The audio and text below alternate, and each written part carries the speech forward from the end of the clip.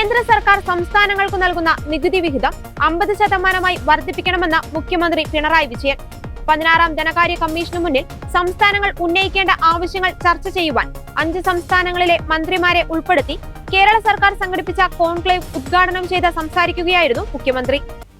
നികുതി വിഹിതം വിതരണം ചെയ്യുന്ന ഘട്ടത്തിൽ സംസ്ഥാന താൽപര്യം പരിഗണിക്കാൻ ധനകാര്യ കമ്മീഷൻ തയ്യാറാകണമെന്ന് മുഖ്യമന്ത്രി പറഞ്ഞു. ആഗോള ഓഹരി വരുമാനം കുറവും ജനസംഖ്യ കൂടുതലുമുള്ള സംസ്ഥാനങ്ങളെയും ജനസംഖ്യാ നിയന്ത്രണ നയങ്ങൾ പാലിക്കുന്ന കേരളം പോലെയുള്ള സംസ്ഥാനങ്ങളെയും ഒരുപോലെ പരിഗണിക്കാനുള്ള നടപടി ഉണ്ടാകണം. രണ്ടാമത്തെ വിഭാഗത്തിൽപ്പെട്ട സംസ്ഥാനങ്ങൾക്ക് ഇപ്പോൾ കുറവ് നികുതി വിഹിതമാണ് കിട്ടുന്നത്. 11ാം ധനകാര്യ കമ്മീഷന്റെ കാലത്ത് കേന്ദ്രത്തിൽ നിന്ന് കേരളത്തിന് ലഭിച്ച നികുതി വിഹിതം 3.05% എന്നാൽ ഇപ്പോൾ 15ാം ധനകാര്യ കമ്മീഷന്റെ ശുപാർശ പ്രകാരം കേരളത്തിന് ലഭിക്കുന്നത് വെറും 1.92% മാത്രമാണെന്ന് മുഖ്യമന്ത്രി പറഞ്ഞു. കേരളത്തിന് ജനസംഖ്യാനുപാതികമായ നികുതി വിഹിതം പോലും നിഷേധിക്കുകയാണ്.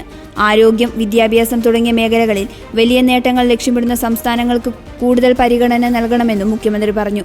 കേന്ദ്ര സംസ്ഥാന ബന്ധം സംബന്ധിച്ച് ഫെഡറൽ നയങ്ങൾ വലിയ വെല്ലുവിളി നേരിടുന്ന സമയത്താണ് കോൺക്ലേവ് നടത്തുന്നതെന്നും പല സംസ്ഥാനങ്ങളിലും ഭരണഘടനാപരമായ അവകാശങ്ങൾ നേടിയെടുക്കാൻ നിയമപോരാട്ടം നടത്തേണ്ട നിലയാണെന്നും മുഖ്യമന്ത്രി പറഞ്ഞു. കേന്ദ്ര സംസ്ഥാന സാമ്പത്തിക ബന്ധങ്ങൾ അഴിച്ചുപണിയേണ്ടതിന്റെ ആവശ്യകത ബോധ്യപ്പെടുത്താനുള്ള വേദികളിൽ പ്രധാനമാണ് ധനകാര്യ കമ്മീഷൻ എന്നാണ് സംസ്ഥാനത്തിന്റെ നിലപാട്. രാജ്യത്തെ പൊതുചെലവിന്റെ 62.4% സംസ്ഥാനങ്ങൾ വഹിക്കേണ്ടി വരുമ്പോൾ വരുമാനത്തിന്റെ 37.3% മാത്രമാണ് സംസ്ഥാനങ്ങൾക്ക് ലഭിക്കുന്നത്. ഇത് സംസ്ഥാനങ്ങൾക്ക് വലിയ നഷ്ടം വരുത്തുന്നു. സംസ്ഥാനങ്ങളോട് യോജിച്ച നിലപാട് ഈ ഘട്ടത്തിൽ അനിവാര്യമാണ്. ആശയരൂപീകരണമാണ് സമ്മേളനത്തിന്റെ പ്രധാന ലക്ഷ്യമെന്നും ധനമന്ത്രി പറഞ്ഞു.